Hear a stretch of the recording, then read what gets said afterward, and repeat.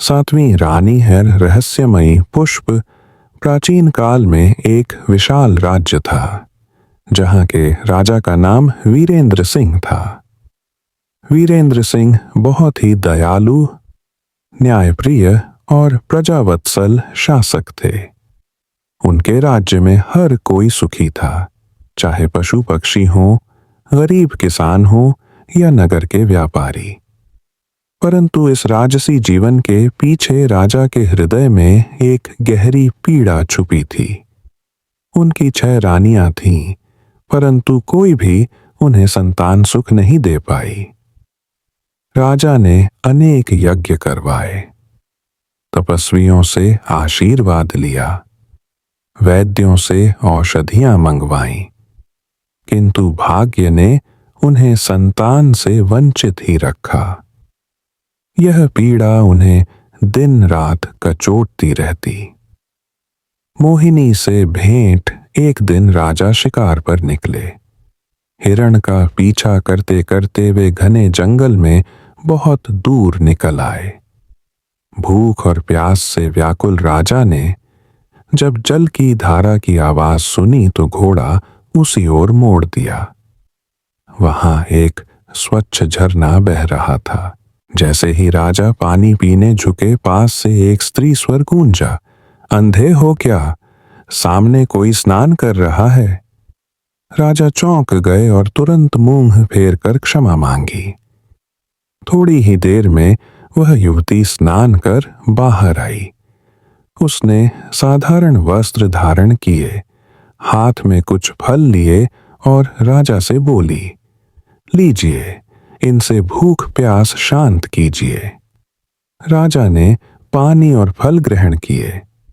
युवती का नाम मोहिनी था। वह पास के गांव में रहती थी और प्रतिदिन लकड़ियां बटोरने व झरने में स्नान करने आती थी। उसकी सरलता और सौंदर्य ने राजा का मन मोह लिया। राजा ने कहा, सुंदरी, तुमने आज मेरी जान बचाई है। मोहिनी मुस्कुराकर बोली, महाशय, यह तो मेरा कर्तव्य था। राजा का हृदय बार बार उसी के विचारों में खो गया। महल लौटने के बाद भी उसका चेहरा, उसकी मीठी वाणी राजा की आंखों से ओझल नहीं हो पा रही थी। 7वीं रानी का आगमन राजा ने अपने विश्वास पात्र मंत्री रामनाथ को बुलाकर सब कुछ कहा। मंत्री ने सलाह दी, महाराज, यदि वह कन्या आपको प्रिय है तो विवाह कीजिए। हो सकता है भाग्य की रेखा उसी से संतान दे। राजा को यह उचित लगा।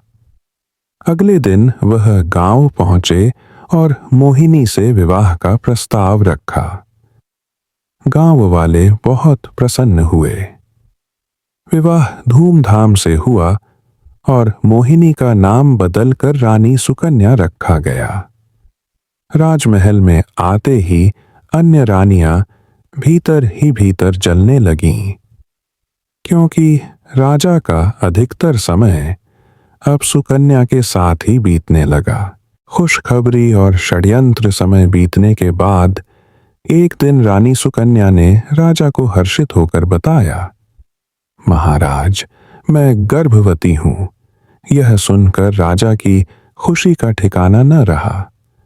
पूरे राज्य में उत्सव सा माहौल छा गया। प्रजा ने बधाइयां दी। परंतु यह समाचार सुनकर पुरानी रानियों के मन में ईर्ष्या की आग और भड़क उठी।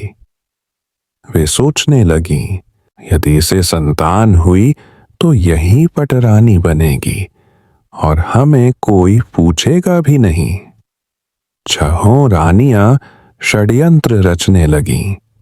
वे सुकन्या को गलत परामर्श देती, गर्भवती स्त्रियों के लिए अनुपयुक्त कार्य करवाती, उलटी सीधी औषधियां खिलाती। भोली भाली सुकन्या उन्हें बहन समझकर विश्वास करती और वैसा ही करती।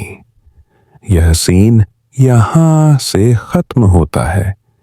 दूसरा सीन ऐसी चैनल पर मिल जाएगा। अभी सब्सक्राइब करें। बहुत बहुत धन्यवाद।